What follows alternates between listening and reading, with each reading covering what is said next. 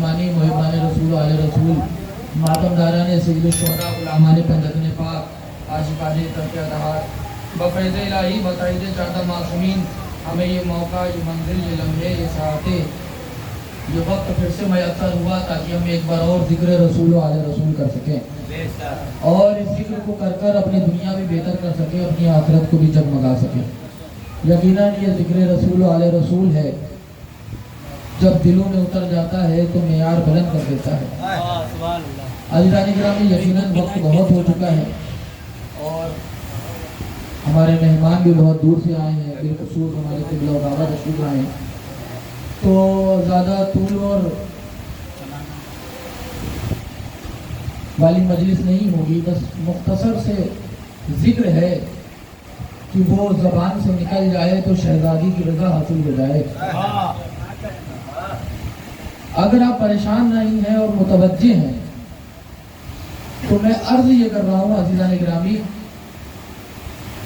کہ یہ خدا ہی کا فیض ہے، کرم ہے کہ جس نے ہمارے دلوں کو آل محمد کی محبت سے ایسے سجا دیا ہے کہ جتنا بھی اندھیرا ہو جائے وہ چمکتا رہتا ہے۔ یہ اسی کا ہی کرم ہے۔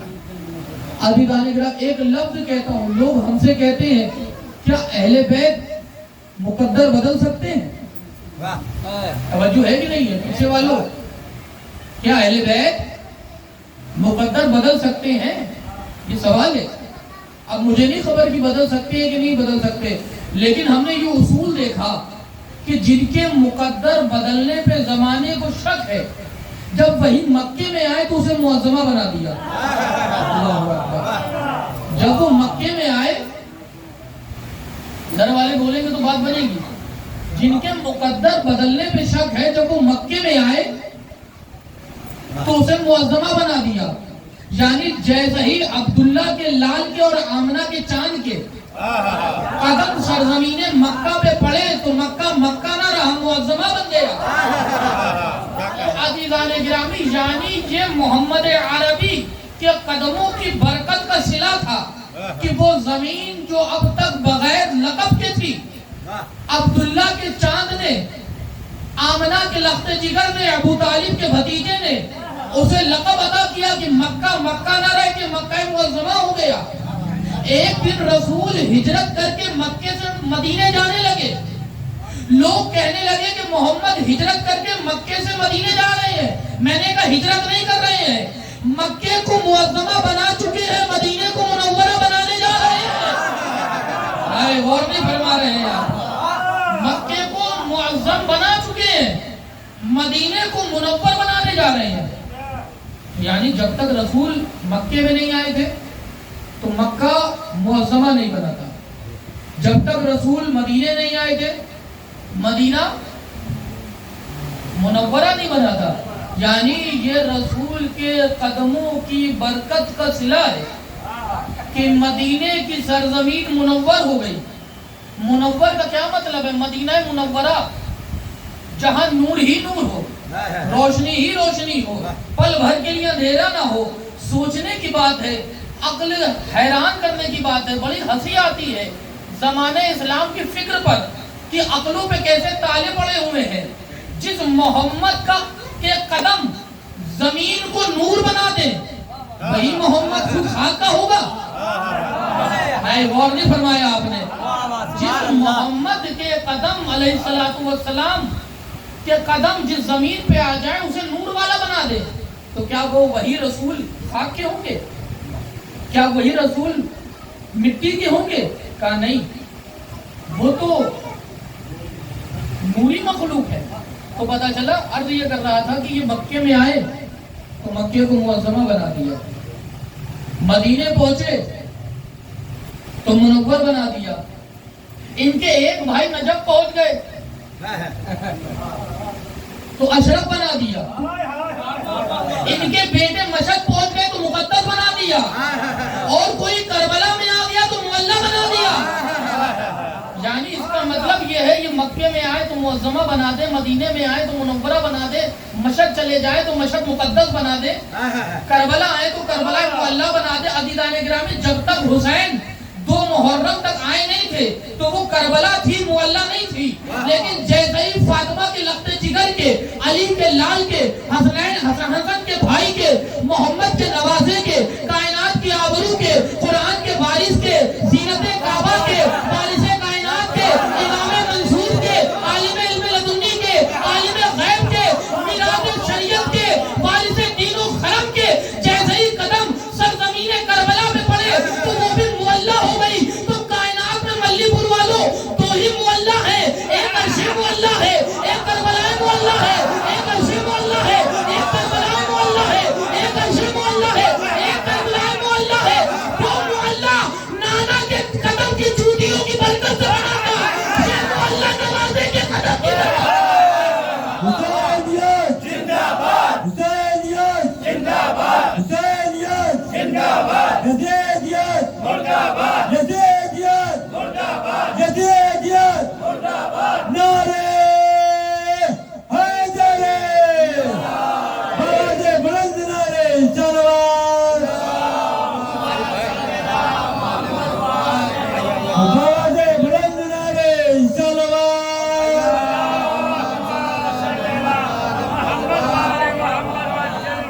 یہ زمین نانا، وہ نانا کے قدموں کی برکت سے یہ نوازے گی. اور آپ دیکھیں کہ بین الاقوامی شہرت یافتہ، یعنی انڈیا نہیں، انڈیا کے باہر بھی جس کی آواز سنی جاتی ہے اور دل میں اتر جاتی ہے، وہ جناب نیسم صاحب تشریف لائے ہیں. ان کے آنے کا مقصد یہ ہے کہ اب ہمیں چلا جانا چاہیے، یعنی بس ان کا آنا اور ہمارا جانا ہے. لیکن دو تین جملے بس سن لیجئے. یعنی عزیزان گرامی، عرض یہ کر رہا تھا، کیا اہل بیت مقدر بدل سکتے ہیں؟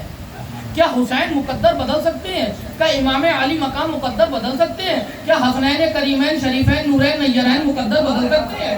کیا کائنات کے رسول مقدر بدل سکتے ہیں؟ تو میں تو نہیں جانتا کہ یہ مقدر بدل پائیں گے نہیں بدل پائیں گے، لیکن ملی پور والوں میں اتنا جانتا ہوں کہ یہ مکے میں آتے ہیں تو مقدر بدل کے منظم کر دیتے ہیں، یہ مدینہ پہنچتے ہیں تو زمین کا مقدر بدل کے منور کر دیتے ہیں، یہ کربلا میں آتے ہیں تو زمین کا مقدر بدل کے معلّہ کر دیتے ہیں، یہ نجف میں سوتے ہیں تو زمین کا مقدر کر کے اشرف کر دیتے ہیں، یہ مشہد میں جلوہ فکن ہوتے ہیں تو مشہد کو مقدس کر دیتے ہیں. اب آپ جملہ جیسے بھی سنیں، مجلس اس جملے میں ہو جائے گی. اب ہم سے نہ پوچھنا کہ یہ مقدر بدل پاتے ہیں کہ نہیں بدل پاتے. اما جو لوگ زمین کا مقدر بدل دیتے ہیں وہ زمین کا کیوں نہ بدلیں گے؟ وہ زمین کا مقدر بدل رہے ہیں، وہ زمین کا کیوں نہ مقدر بدلیں گے؟ وہ یقیناً مقدر بدلنے والے لوگ ہیں. عزیزان گرامی، یہ اہل بیت کا طریقہ ہے، بس مانگنے کا سلیقہ آنا چاہیے، ان تک پہنچنے کا سلیقہ آنا چاہیے. وہ تو بیٹھے ہی ہیں حاجتوں کو پوری کرنے کے لیے. بلکہ اور اب دیکھیں مقدر کیسے بدلتے ہیں، بتاؤں دو جملوں میں مقدر کیسے بدلتے ہیں. ایک شخص آیا، دیکھیے، اور کبھی بھی جب بھی اہل بیت کے در سے عطا ہونے لگے تو کبھی راضی نہ ہوئیے گا، فوراً جملہ کہیے گا مولا اور. جیسے آپ نے مانگا کہ مولا کچھ مل جائے، کچھ عطا ہو جائے اور وہ دے دیں، تو کبھی خوش نہ ہو، راضی نہ ہوئیے گا، کہا مولا اور. کیونکہ اہل بیت کی سخاوت پر فل اسٹاپ لگا دینا. وہ چاہتے ہیں کہ مانگو، اب مجھے نہیں خبر، یہ جملہ ایسے ہی آ گیا. جناب امیر کی 3 خواہشیں تھی جو دل میں رہ گئی. جب چھٹے امام سے پوچھا کہ آپ کے دادا کی کوئی خواہش تھی، انہوں نے کہا 3 خواہشیں تھیں جو کبھی پوری نہیں ہو پائیں. انہوں نے کہا علی ابن ابی طالب کی خواہشیں پوری رہ گئیں، جو مولود کعبہ تھے، جو شوہر زہرا تھے، جو آبرو ہیل و حرم تھے، جو وارث قرآن تھے، جو قسیم نار والجنہ تھے، جو صاحب ذوالفقار تھے، ان کی خواہشیں پوری رہ گئی. امام فرماتے ہیں ہاں. کہا وہ 3 خواہشیں کون سی تھی؟ کہنے لگے میرے دادا علی جتنے بڑے عالم تھے اتنا بڑا کسی نے سوال نہیں کیا. اب تم نہ بولو تو میں کیا کروں، مجلس ہو رہی ہے. کہا میرے دادا جتنے بڑے عالم تھے اتنا بڑا کسی نے سوال نہیں کیا. کہا دوسری، کہا میرے دادا علی جتنے بڑے بہادر تھے سامنے تو اتنا بڑا کھلا. اب آخری جملہ کیسے سنو گے میں نہیں جانتا. کہا میرے دادا جتنے بڑے عالم تھے اتنا بڑا کسی نے سوال نہیں کیا. میرے دادا علی جتنے شجاع تھے کوئی سامنے سے لڑنے نہیں آیا. اور میرے دادا جتنے سخی تھے اتنا کسی نے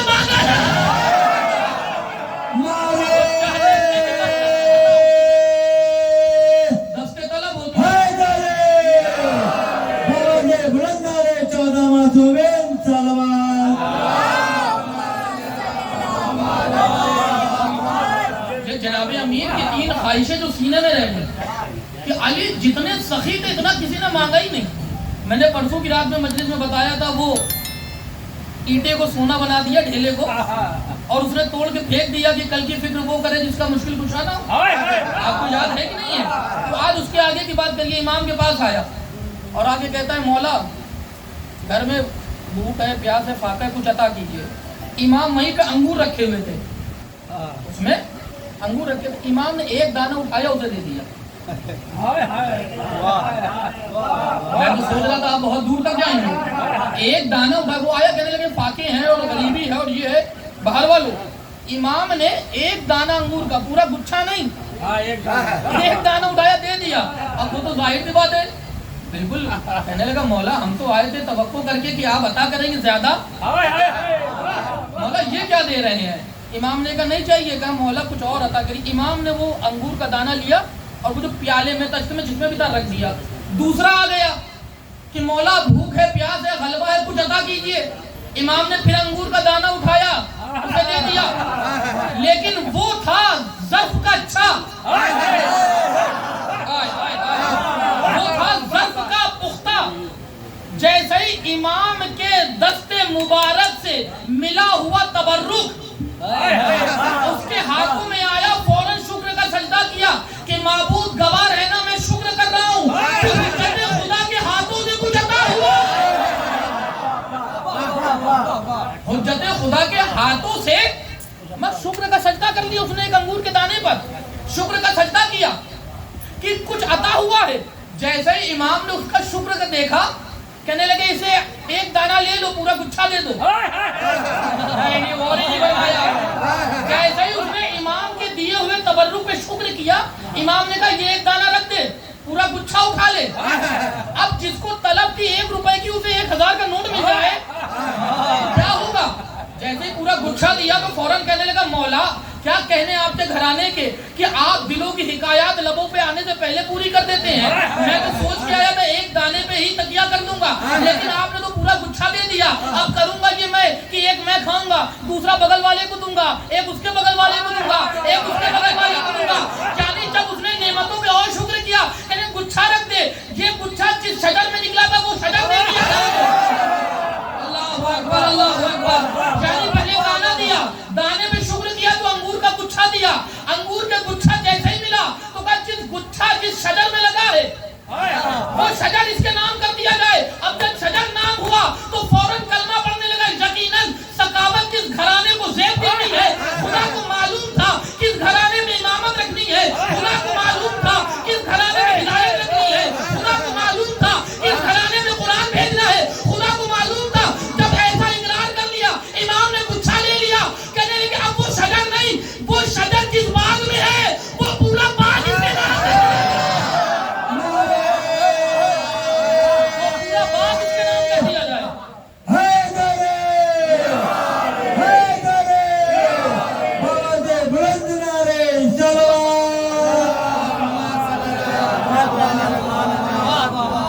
آپ نے دیکھا نہیں وہ شجر جس باغ میں وہ پورا باغ اس کے نام کر دیا جائے. یعنی وہ نعمتوں پہ شکر کرتا رہا نعمتوں میں اضافہ ہوتا رہا.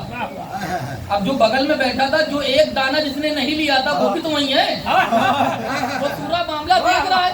جیسے جیسے اس کی نعمتوں میں اضافہ ہو رہا ہے اس کا دل بیٹھا جا رہا ہے.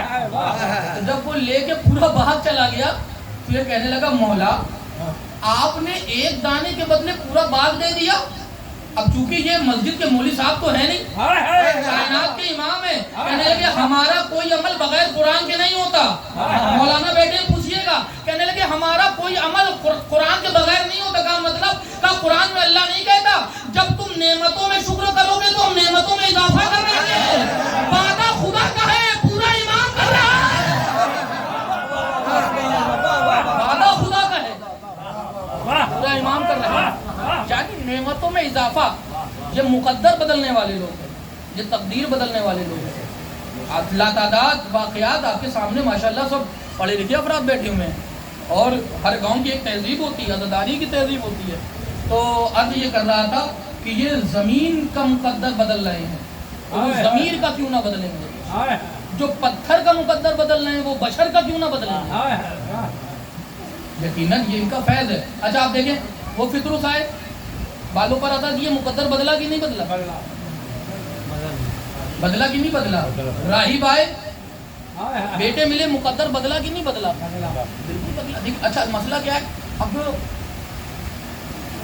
جناب امام حسین علی مقام صلی اللہ علیہ وسلم، بس یہ آخری بات کیا ختم.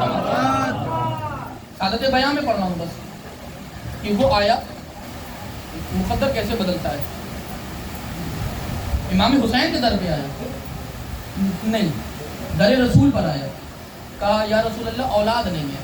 آپ کا تو سنا ہوا ہے، کچھ نیا نہیں پڑھنا ہے، اور اللہ نہ کرے کہ کوئی کچھ نیا پڑھ دے، کچھ نیا پڑھ دے تو پتا چلا ملی پور کی سرحد بھی نہیں پار کرے، کہیں کہیں کام تمام کر دیا جائے گا. تو پتا چلا جو ہے امام کے در رسالت میں آپ پر آیا کہنے کہ یا رسول اللہ کوئی اولاد نہیں ہے، رحمت فرمائے کہ اولاد ہو جائے. کائنات کے رسول نے لوح محفوظ کو دیکھا، جو بھی کیا ہو تقدیر پڑھی، علم غیب کے تو مالک تھے، علم غیب سے بتایا کہ تیری تقدیر میں اولاد بولیے نہیں ہے. اچھا ایمان سے بتائیے اگر اس کی تقدیر میں ہوتی تو اسے آنے کی ضرورت کیا تھی؟ نہیں غور ہی نہیں فرمایا آپ نے. اگر اس کی تقدیر میں ہوتی تو میں اسے آنے کی ضرورت کیا تھی؟ اسے تو بیٹھے بیٹھے میں مل جاتی. وہ آیا ہی اس لیے ہے تاکہ اپنی ٹوٹی ہوئی تقدیر کو بنا لیا جائے. وہ آیا ہی اس لیے. اچھا وہ راہب تھا، اور راہب بولتے ہیں کہ یہ یہودی یا عیسائی ہوتا ہے. عیسائی تھا. عیسائیوں اور کے رہبروں کا نام ہے جناب عیسیٰ، اور یہودی کے رہبر کا نام ہے جناب موسیٰ. تو ایمان سے بتائیے ہم مسلمان ہیں، اگر ہمیں کوئی حاجت آ جاتی ہے تو ہم کس سے مانتے ہیں؟ اللہ سے. ہندوؤں کو کوئی پرابلم آتی ہے تو وہ کس سے مانتے ہیں؟ بولیے بھگوان سے مانتے ہیں نا. یعنی جس مکتب فکر کے آدمی کو جب کوئی پرابلم آتی ہے تو وہ اپنے مذہب کے گاڈ کو، بھگوان کو، اللہ کو، ایشور کو پکارتا ہے. مسلمانوں کو کوئی پریشانی آئے گی وہ خدا سے کہیں گے، ہندوؤں کو کوئی پریشانی آئے گی وہ بھگوان سے کہیں گے، عیسائیوں کو کوئی پریشانی آئے گی وہ عیسیٰ سے کہیں گے. وہ راہب تھا عیسائی اور اولاد نہیں ہو رہی تھی تو اس نے حضرت عیسیٰ سے کہا تو ہوگا. جاگی نہیں رہے. حضرت عیسیٰ سے کہا تو ہوگا کہ اے اللہ کے نبی ہمیں اولاد عطا کریے، لیکن نہیں ملی. جب عیسیٰ نے نہیں دی تو کس نے دی؟ مدینے آ کر فاطمہ کے بیٹے نے. کس نے دی؟ حضرت عیسیٰ. تو عقل کہتی ہے مانگا ضرور ہوگا، کیونکہ جب آدمی مجبور اور پریشان ہوتا ہے اور پریشانیوں میں مبتلا ہوتا ہے تو ہر دروازہ کھٹکھٹاتا ہے. تو نہیں ملی.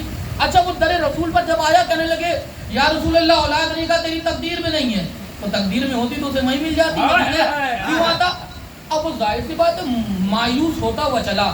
ملی پور والوں وہ جملہ کہنے لگا ہوں کہ اگر اس کے بعد مجلس نہ پڑھوں تو مجلس مکمل ہو جائے گی، لیکن وہ جملے کا حق نہیں ادا ہو سکتا. جیسے ہی وہ پریشان ہوتا ہوا چہرہ اتار کر بارگاہ رسالت سے نکل رہا تھا کہ فاطمہ کے 2 قریب بیٹوں کی نگاہیں اس کے صحیفہ رخسار کو پڑھنے لگی اور فرماتے ہیں کہ تو بارگاہ رسالت سے آ رہا ہے، وہ بھی مایوسی کے ساتھ. کہنے لگے مایوسی اس لیے ہے کہ میں بڑی امیدیں لے کے آیا تھا کہ یہاں سے اولاد مل جائے گی، لیکن اب یہاں سے نہیں ملی تو کہیں سے نہیں ملی. امام حسین علی مقام نے وہ جملہ کہا ہے کہ کائنات جھوم رہی ہے. کہنے لگے تیرا سوچنا ٹھیک ہے کہ یہیں سے عطا ہوگا اور کہیں سے عطا نہیں ہوگا، بس تیری غلطی اتنی سی ہوئی ہے کہ عام عدالت میں بغیر وکیل کے نہیں جاتے، تو اتنی بڑی عدالت میں بغیر وکیل کے جاتے.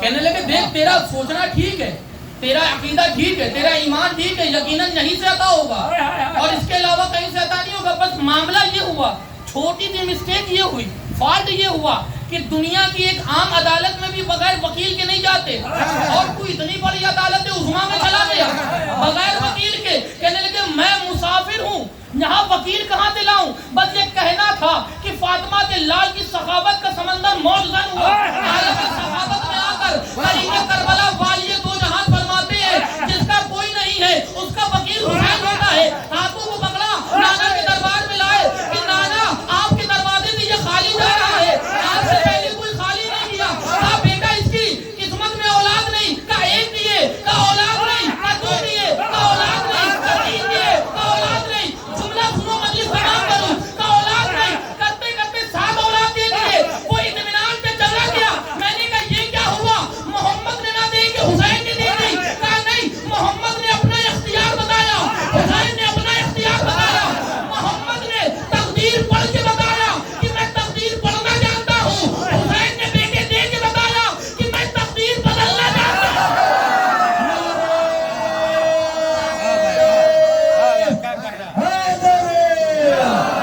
آواز بلند نعرے تکبیر۔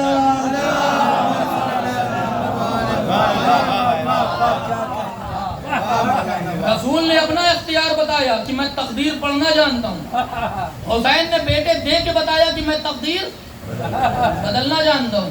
اچھا ایک، اب اس پہ آپ داد مت دیجیے گا، لیکن ایک عقلی بات ہے، اس کو سوچئے گا ضرور۔ ہم شیعہ ہیں، ہمارا ایمان کہاں ہونا چاہیے، عقیدہ ان پہ کیسا ہونا چاہیے؟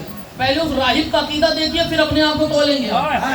وہ راہب ہے، مسلمان نہیں، وہ عیسائی ہے، کلمہ پڑھنے والا نہیں، وہ انجیل پر ایمان رکھتا ہے، قرآن پر نہیں، وہ اشہد ان لا الہ الا اللہ عیسیٰ روح اللہ پڑھتا ہے، محمد رسول اللہ نہیں۔ لیکن اس کے بعد جب محمد کے نواسے نے 7 بیٹے دے دیے تو خوش ہو کے چلا گیا۔ ایمان سے بتائیے کیا بیٹے مل گئے؟ آپ غور ہی نہیں فرما رہے ہیں۔ جب امام نے کہا کہ 1 دیے، 2 دیے، 4 دیے، 5 دیے، 6 دیے، 7 دیے، یعنی زبان سے ہی تو کہا کہ جیسے امام کہہ رہے تھے ویسے بیٹے اتر رہے تھے۔ بولیے کیا ایسا تھا؟ کہنا امام کہہ رہے تھے، ابھی بیٹے ملے تو نہیں، بیٹے تو بعد میں ملیں گے۔ آپ غور ہی نہیں فرما رہے ہیں۔ اما بیٹے تو ملیں گے، شاید یہ باریک سی بات مسلم بھائی پہنچا لے جاؤں، بیٹے ابھی ملے نہیں۔ آپ کسی چیز میں پریشان ہو اور آپ کو چاہیے کہ یہ چیز مل جائے، اور آپ جائیں اس کے دروازے پہ، کہنے لگے جاؤ میں نے دے دیا، تو آپ بات پہ بھروسہ کر لیں گے کہ لے کے آئیں گے؟ بھائی جو چیز لینے گئے وہ لے کے تو آئیں گے، تبھی تو اس کی مدد کامل ہوگی۔ امام نے کہا بیٹے دے دیے، کس کو؟ عیسائی کو، مسلمان کو نہیں۔ اور وہ یقین کامل کے ساتھ واپس چلا آیا، خوشی کے ساتھ کہ انہوں نے کہہ دیے تو مل جائیں گے، ابھی بیٹے ملے نہیں۔ مجھے تو راہب کا ہاتھ پکڑنا چاہیے تھا، یہ تو کلمہ کیوں پڑھ رہا ہے؟ ہو سکتا ہے کہ انہوں نے زمانی ایسے ہی کہہ دیا ہو، اب آپ جاگ ہی نہیں رہے ہیں۔ ہو سکتا ہے کہ بہت سے زمانی وعدہ کرتے ہیں، کسی ودھائک کے پاس جائیے، ارے ودھائک صاحب وہ جو ہے گاؤں میں نہر سوکھ گئی ہے، ذرا اس کو صحیح کرا کہ ہاں جاؤ جاؤ کرا دیں گے۔ اب وہ پتہ چلا 5 سال ہو گئے اس میں کچھ ہوتا ہی نہیں، پتہ چلا زبانی اقرار اور ہوتا ہے، عملی اقرار اور ہوتا ہے۔ امام حسین نے زبان سے کہا تھا کہ میں نے دے دیے، ابھی ملے نہیں بیٹے، اور وہ ایمان کے ساتھ چلا گیا۔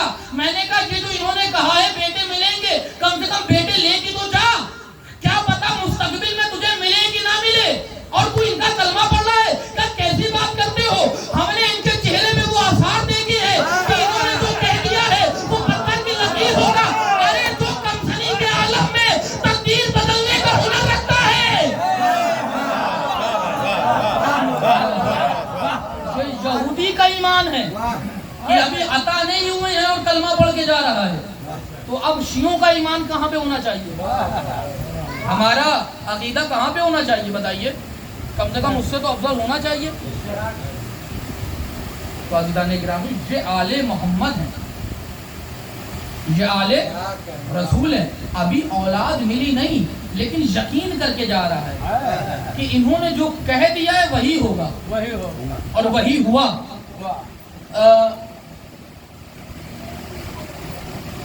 جب انہوں نے کہا نا کہ 1 بیٹے دیے، 2 بیٹے دیے، 3 بیٹے دیے، 4 دیے، 5 دیے، 6 دیے، 7 دیے، تو علماء فرماتے ہیں کہ جب 7واں بیٹا دیا تو جناب جبریل آ گئے اور آن کے کہتے یا رسول اللہ بس کریے، ورنہ حسین کہتے چلے جائیں گے، خدا دیتا چلا جائے گا۔ اور ایک خطیب اکبر مرزا محمد اطہر کا کیا خوبصورت جملہ ہے، پوری کائنات فدا ہو جائے ان کے جملے پہ.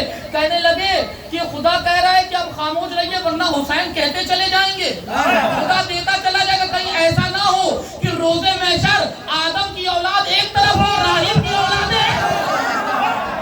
ہائے ہائے ہائے اللہ اکبر اللہ اکبر. اگر حسین دیتے چلے گئے،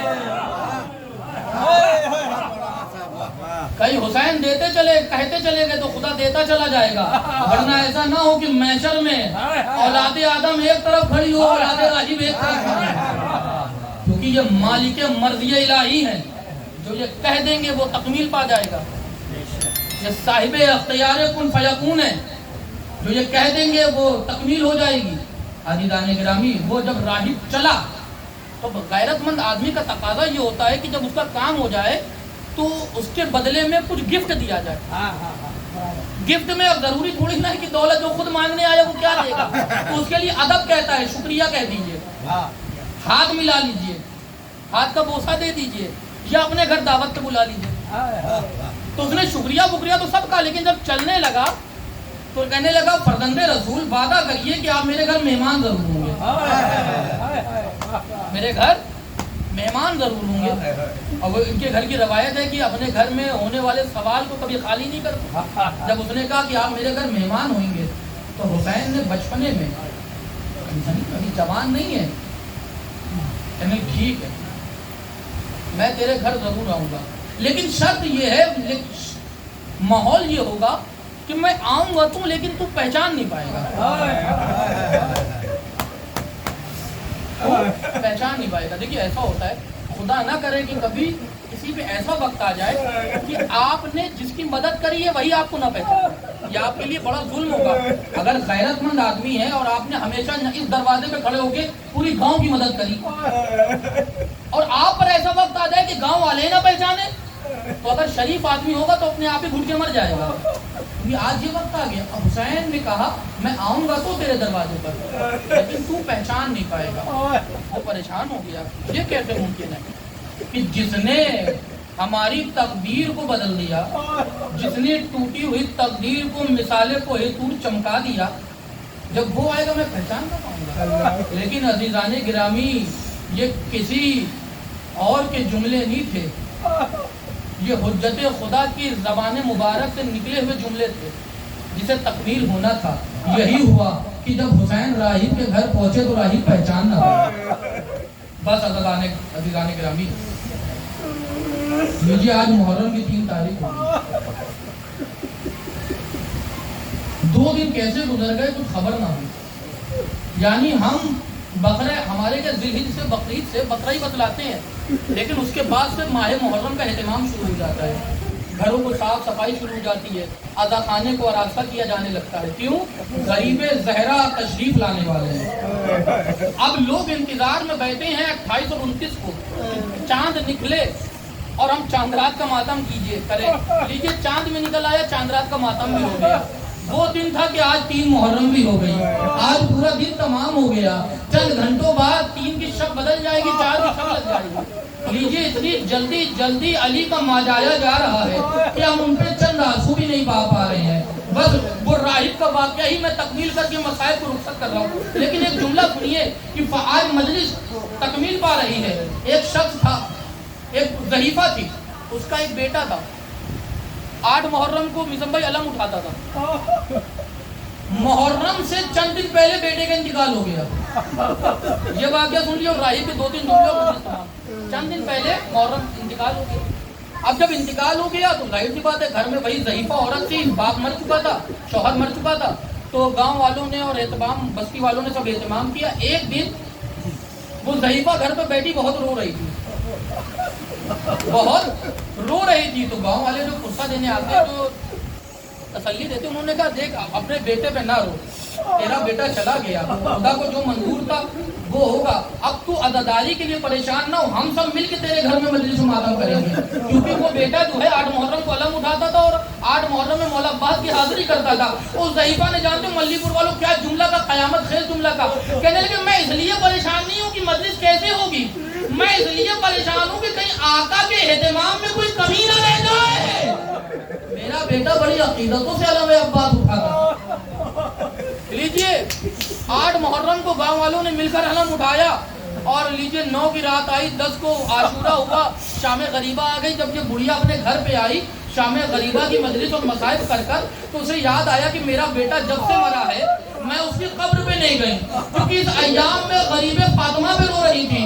لاؤ ایک نوحہ چل کر اپنے بیٹے کی قبر پہ پڑھ دوں. اب مجھے نہیں خبر کہ کس کا کلیجہ رہے گا, کس کا کلیجہ پھٹ جائے گا.